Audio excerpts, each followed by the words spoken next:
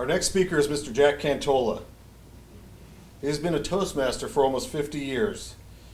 He has been club president 7 times and was area governor in the Founders District. More than a decade ago, Jack retired from his role as president and chief operating officer of Trumpeter Electronics. During his career, he held executive leadership positions with Microdot, Winnebago Industries, and several other companies domestically and in Europe. Jack has also held leadership roles in many volunteer organizations, including Boy Scouts, YMCA, MS Society, and in his church. In these roles, he has frequently been a mentor to others. Today, he is fulfilling his 3rd assignment from Level 2 of Pathways program, Introduction to Toastmasters Mentoring. The title of his speech is My Mentor. Speaking for 5 to 7 minutes, please help me welcome Mr. Jack Kantola.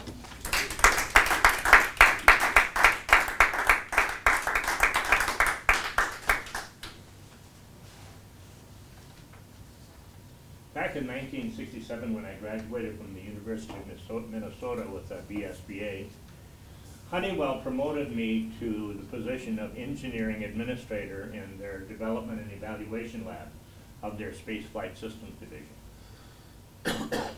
One of the roles that we had in that position was to vet all capital appropriations that were submitted by the lab managers.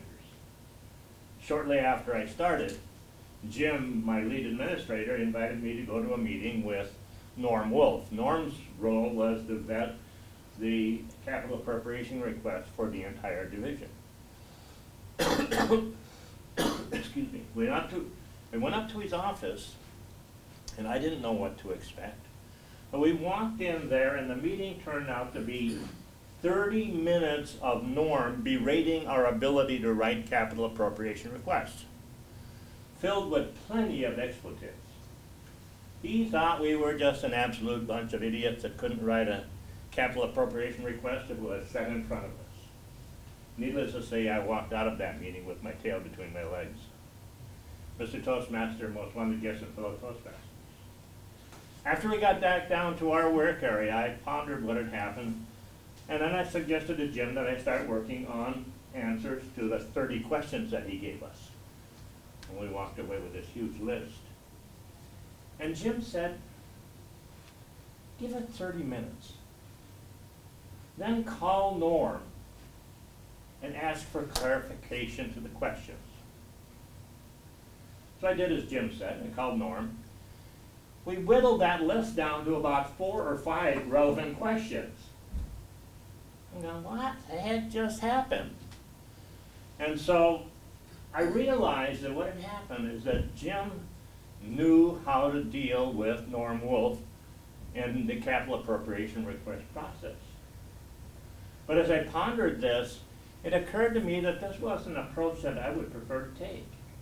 I didn't want to play this game that Jim was playing.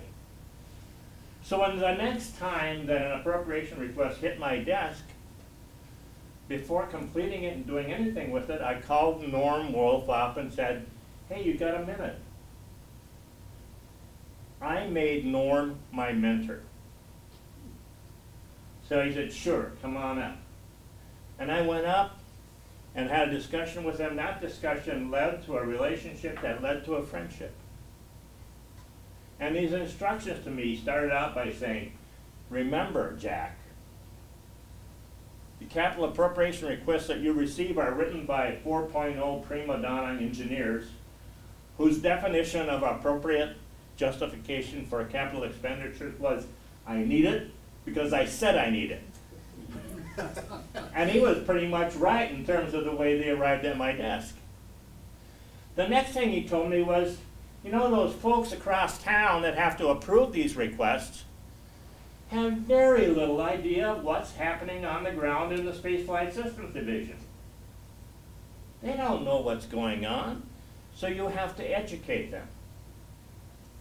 So I began to realize that my role as engineering administrator vetting these appropriations requests was to rewrite the request. And I had to rewrite them on the basis of what was an actual valid justification for the capital appropriation. And I also had to write them from the perspective of educating the corporate people across town so that they could understand why we were asking for this request. Well, I learned a lot from Norm. I found out that he had at one time been the engineering, our director of engineering for all of Honeywell. Big job. But as he approached retirement and as Honeywell grew, they moved him into this position as his final place within the company. I called him a fallen angel. But he had so much knowledge about the company, and he had so much knowledge about writing capital appropriation requests, is that I got myself a really good education.